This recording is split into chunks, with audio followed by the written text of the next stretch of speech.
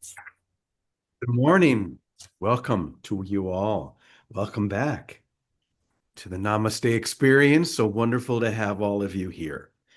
So we're going to dive right in. I want to begin by sharing something I just opened up to a moment ago in the Master Teacher Within. I love just how spirit works when all you need to do is pick a book, open it up, and there it is. There's the teaching. In fact, you could literally do that with anything. And if you're able to go deep enough, you'll find the teaching. Or if you're able to open wide enough, it will be right in front of you. It could be the newspaper, it could be a magazine, could be a spiritual book, could be a book on whatever. But in this case, it's this book. So this is what I opened up to right before the session. I think it's going to lay the framework for what we're going to discuss today.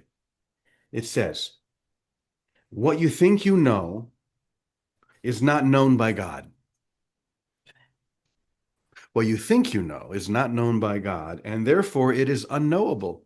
So what you think you know is unknowable.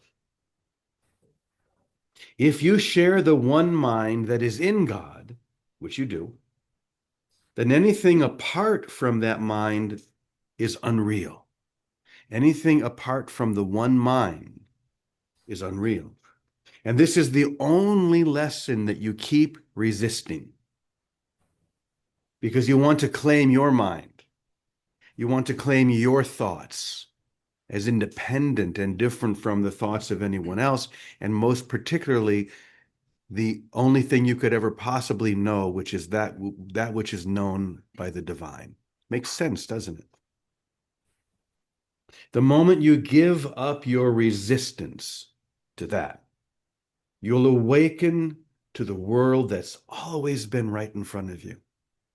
You'll wake up in heaven, the heaven you never left except in your imagination. This statement also implies that your thoughts and perceptions are not inherently real or true. They're simply mental constructs that you use to make sense of the world around you. So all of your thoughts are just mental constructs that you're using to make sense of a world that you believe to be real, but which has no reality outside what?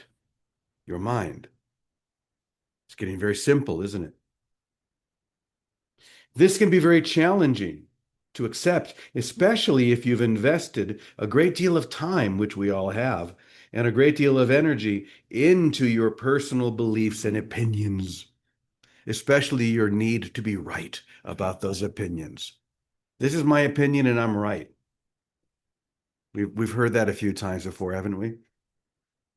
However, it's essential to recognize that these constructs are not fixed or permanent. So that's what I opened up to. And I think you'll see that it flows very naturally into what we're going to share. So I want you to try something. I want you to close your eyes for a moment and to try to imagine eternity. Eternity.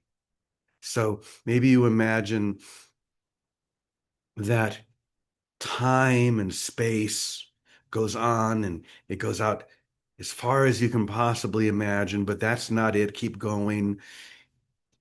And then even further than you can even begin to stretch. Let your mind keep going and see if you can get to the point where you can touch or experience eternity. But no, it keeps going further than that even. There's no end, there's no end, there is no end. And see what you feel when you try to envision that. Maybe you feel a sense of shakiness in your being. Like, don't go too far, come back. You never know what might happen if you stretch too far. You might lose yourself. Ooh, that would be bad or good. Just see what you feel when you try to conceive of eternity, beyond all time, beyond all space, beyond all illusions of what we believe could possibly ever be. And whenever you're ready, open up your eyes. So I remember I used to play this game with myself when I was very young, because of course I was told, and as many of us probably were, in trying to conceive of God, this God that we were taught, that God is eternal, has always been. So what I would do is I would try and go back further and further and further and further and further until my little brain would go blue. Or that God will always be. God, is eternal. So I'd go further out, further out, further out, further. And there would always come a point at which my little brain would kind of shake, not with anxiety, but with a kind of strange euphoria. Because there was something in me that knew that even though my mind couldn't do it, that I was. My intellectual mind can only conceive, there's a limit, can only conceive of so much. Because of course our mind, that's all it is so much. How much can you cram into it? How many concepts, how many ideas can you cram into your mind? Because we've been convinced that our mind, the mind that, or the intellect, is what we perceive reality with, but it's not real at all. It's just the limitations of the mind that we call reality. Does that make sense? So that being said, last night, well, actually, it started yesterday when it was right after session, and I was talking to Ravi, and I don't remember what brought this up, but I said to him, to infinity and beyond.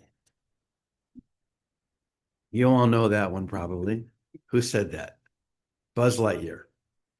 Buzz Lightyear, to infinity and beyond. It's just a joke. It's funny because how do you go beyond infinity, right?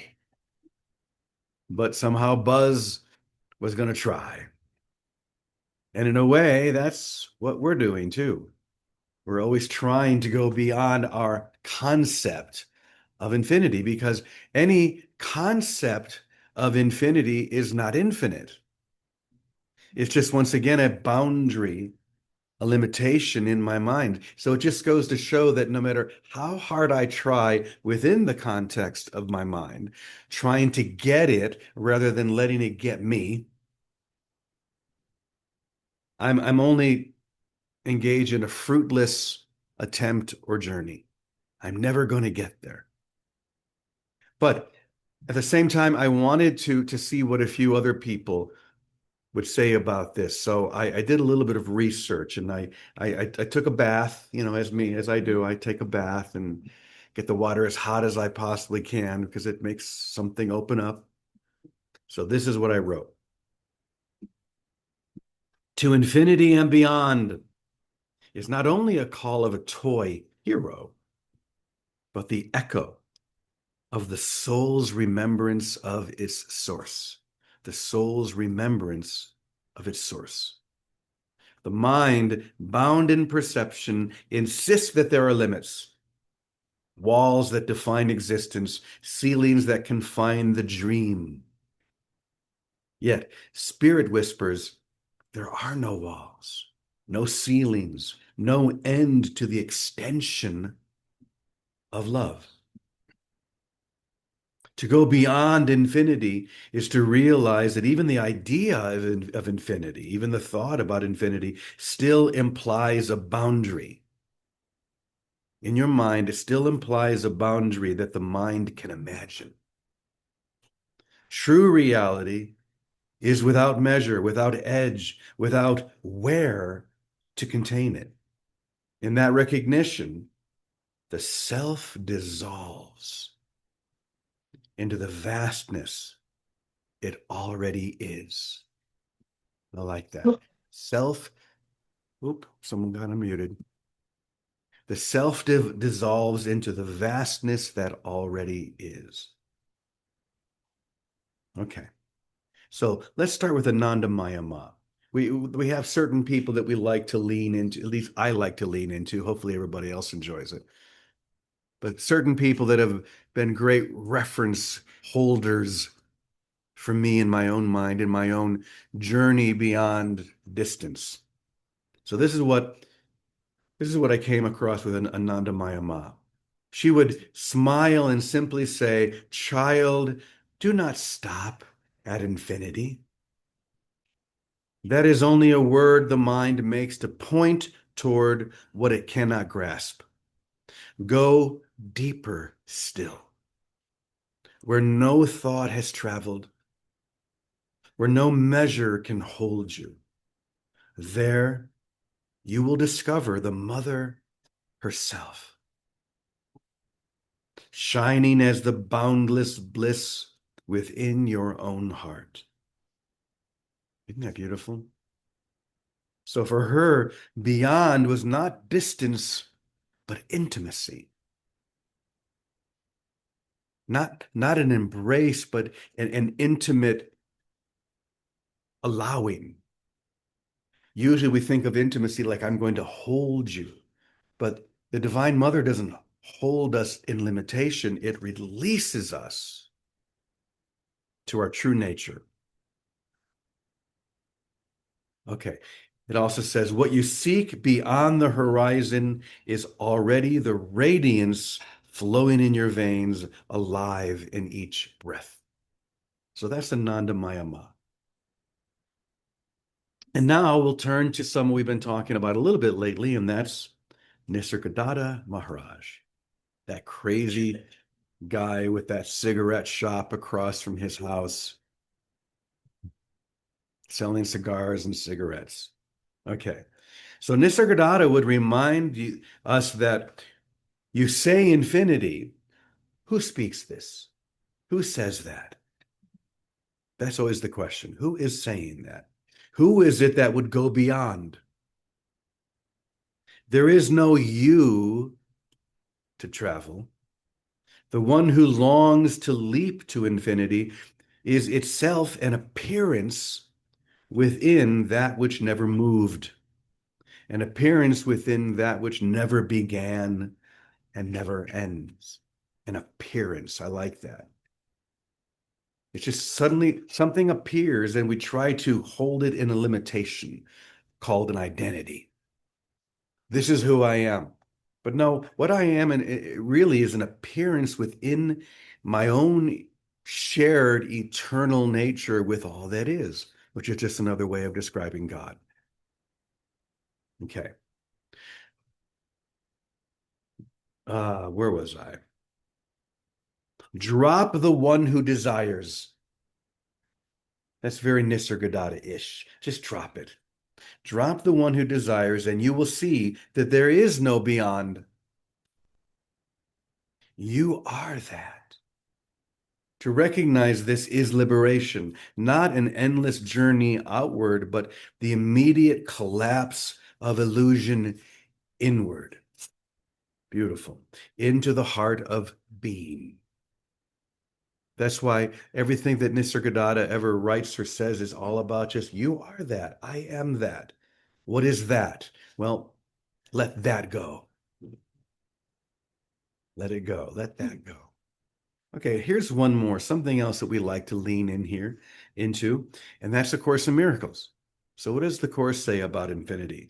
It teaches that your true function is only to remember that there are no limits, there are no boundaries to you, to who you really are, to the you that is known by God. And remember what we said in the very beginning, that which you think you know is nothing unless it is known by God.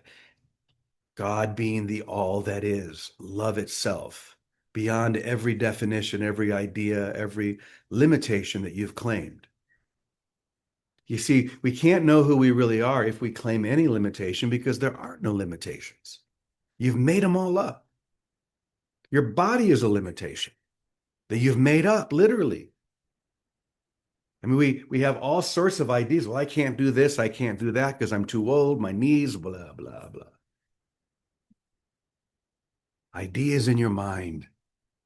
Just let them all go. That's what the Course would say. But of course, it would also talk about forgiveness. It says, forgive the small self that believed in edges. Forgive the world that mirrors limitation. And then you will see the light in you extends forever. And even forever is too small a word. Only love remains, shining without beginning and without end. So once again, don't try to imagine eternity within the limitation that you call your mind. Just let go of it all. And as we say all the time, I'll go like this and you fill in the space. Someone? No. No. You're getting close. Okay, let me do it with both hands. Come with holy empty hands unto God. That's right. Come with holy empty hands and let it all go. Hold on to nothing. Be empty. And then you'll know who you are. Okay. Penny, honey, let's start with you. And then Vicky, you can close us up. I think Vicky's out there. I haven't seen her, but Vicky, you out there? There she is. I see her waving. Oh, there she is. Okay. All right. So Right here, honey. honey, Right you here. start us off. And oh, there she is. Okay. Go ahead, Vicky.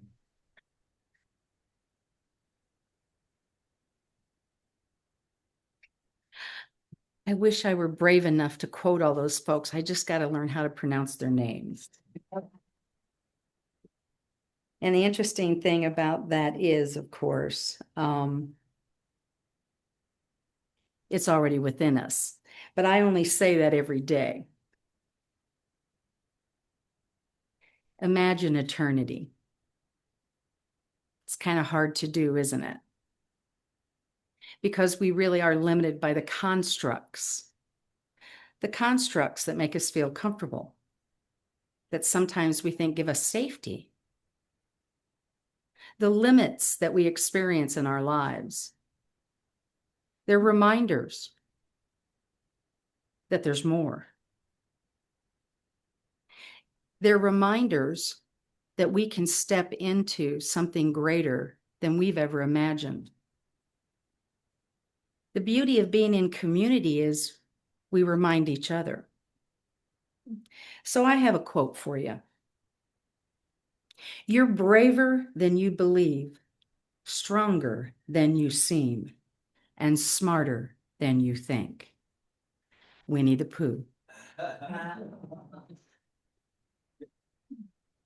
And when we consider those limits, we really do. We're working in our lives and on this spiritual journey to release those. But I also like this approach by Parker Palmer, who wrote the book, Let Your Life Speak. And he said, love your limits. And as we consider that in the process of letting go, my point in that is to love them enough, to embrace them and hold them close enough that I remember they too are a part of my divine expression. And now, for me, I can start to transform them. I can start to see that they are reminders of my infinite nature, and I'm safe. I'm still grounded. I'm still okay. And I can move into a greater expression. I don't necessarily like my limits, so the advice to love them can be a little difficult. But when I start to embrace my own, and I can start to see the infinite energy and capacity within those as part of my divine nature, now I can move into, for me, something greater. And when I start to embrace my own, I can start to be okay with yours that I have an opinion about. And we move back to the Course in Miracles and we talk about forgiveness. I had a really hard night Saturday night. I was struggling. What are you doing here? Who are you? What did you come here to be? And of course, I already am, and I am infinite. And I still was having a bad day, right? I still was feeling that. And it's in those moments when I can embrace that humanness and know that the infinite in me is greater. Now I can heal. Now I'm willing to open up to infinite expression. Now I'm willing to see more than I could see in that moment. And everybody has a bad day or a bad night or a bad moment. At least I want to hope they do, because I don't want to be alone in that. I want to remember how brave I am. And sometimes I need to look to you to see that. And that's where the infinite for me begins to open. And I truly do believe, as we are told in New Thought teachings, the universe is ever conspiring to bring you to your greatest expression, and the universe is infinite. So welcome to your amazing self. It's okay if you doubt that. I just can't be as smart and as centered as some of those folks, not all the time. But man, when I come back, I am ready to go. I have found a way to reconnect to what has always been, that I never really left. And I start to see the infinite possibilities, not just in this life, but the infinite expression that I have the invitation to expand into and to come with open, empty, holy hands. Now I can get on that flight to infinity and beyond. In fact, I want a uniform that looks just like Buzz Lightyear. I think I look good in green. And it's available to us all the time because we never left it. We're swimming around in the infinite right now. And we're invited into growing into it and expressing that through our lives. And I appreciate you reminding me when I forget. Thank you for that. So, to infinity and beyond. Let's go there today. Miss Vicki, it's all yours. Hey, Miss Penny, thank you very much. Thanks, Brother James. Hi, everybody. Nice to see everybody. Okay, I'll be quick and I'll be simple. So we're swimming in a delusion made up from a bad idea. It's that simple. We're swimming in it. And the more we grow up, the more we seem to all agree this must be what reality is. But you talk to any kid on the block, any kid, and they'll tell you what's going on, or they'll ask you, my grandson, Tutu, what's really going on? What's really going on? As a kid, I bet you all thought that. What the Course says is, the simplest line is, perception is not a fact, it's a mirror. So what's it mirroring?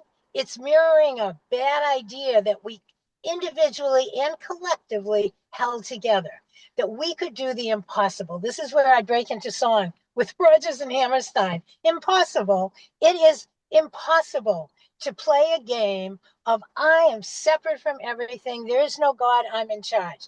That's impossible.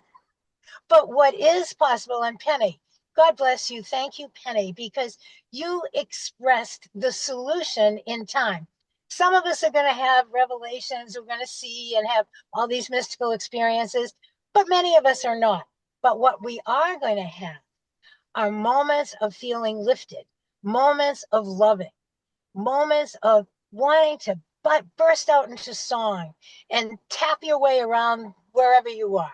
We're going to have those moments. And what is that?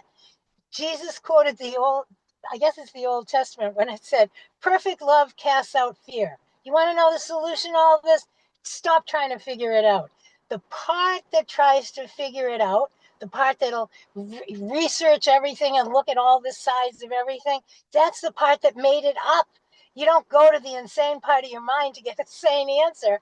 You just say, something else is going on. I don't know what, but something else is going on. And what Penny said, when you get lifted up, then you proceed from there, because what you've touched upon is a moment of perfect love. And it does cast out the delusions of self-fabricated lies that we're alone spinning around, nuts, killing ourselves, replacing God, making up all kinds of things, being mad at ourselves, punishing each other. It's much more than all that. And it's much simpler than trying to solve the externals. When we solve the internal, perfect love, how do I get there? Well, I can start with loving the guy in front of me. I can start right here, right now. That's why a blade of grass will enlighten you if you look at it, because it is true, there is no spot, God is not. There is nothing outside our minds, but when our minds stop reflecting, being a mirror for a crazy idea of separation from all that is, being on our own, being, I want to be in charge, back to, you know what? I want God to be in charge. That sounds like so much more fun. When we go back to that idea, we're lifted. When we stop dead in our tracks and stop trying to figure it all out, and it's what you say, James, it comes and figures us out. That's what it means to come with holy empty hands. I know there's more than this, and I'm not going to go searching. I'm going to stand still and let it find me. I'm going to stand still and wait for that lift. And what it shows up as, love what's in front of you. Perfect love casts out fear, and it casts out the fear of self-delusions. Delusions run wild. Okay, Brother James, that's the hour. Love you all. Thank you, everybody. Okay, 1 second. Oh, didn't work. 1 second. There it is. Okay. So, Vicky, you brought this up, so it's your fault. This is how we'll close. I'll say before we close, because we'll just end right at the end of this, that tomorrow morning I'll be beginning my sabbatical year. So I'm going to be flying to Italy tomorrow, and I will be on the morning sessions as often as possible. It won't be every day, but Penny and Vicky will be here to hold that sacred space along with each and every single one of you. And I will be here often. Can't say exactly day to day, but I'll be here as often as I possibly can. All right. So that being said, because Vicky, you said one of your most famous lines, which is, "There is no spot where God is not." So here we go, Vic.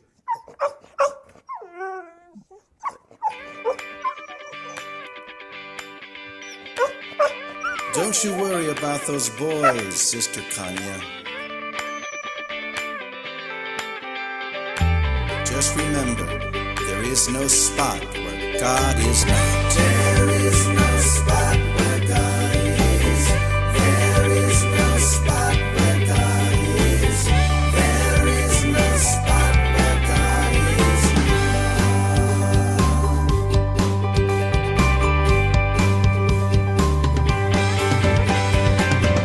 No matter where you go, you'll find God waiting high and low. No matter where you turn, your heart will burn. So trust me when I say that love will always find a way to your heart.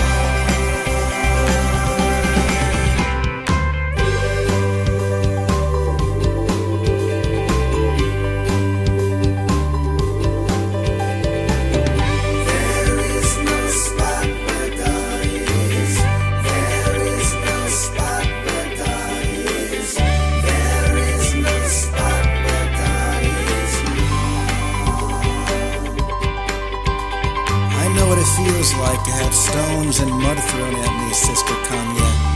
You just need to remember, there is no spot where God is not. So if they laugh at you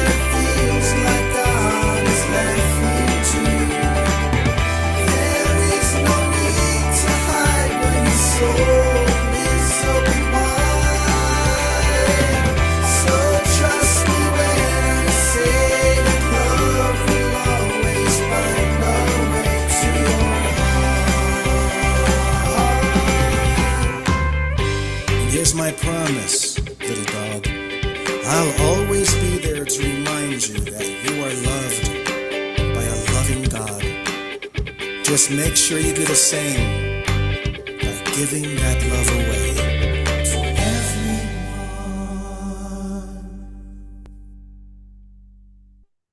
There you have it. Just remember, there is no spot. Oh, hold on. Where God is not. Oh, it looks like Chris Martin. Let's turn off Chris Martin. There we go. Okay. And to that we say, Amen, Amen, Amen, y punto. Have a beautiful day, everyone. We're sending you so much love. Namaste.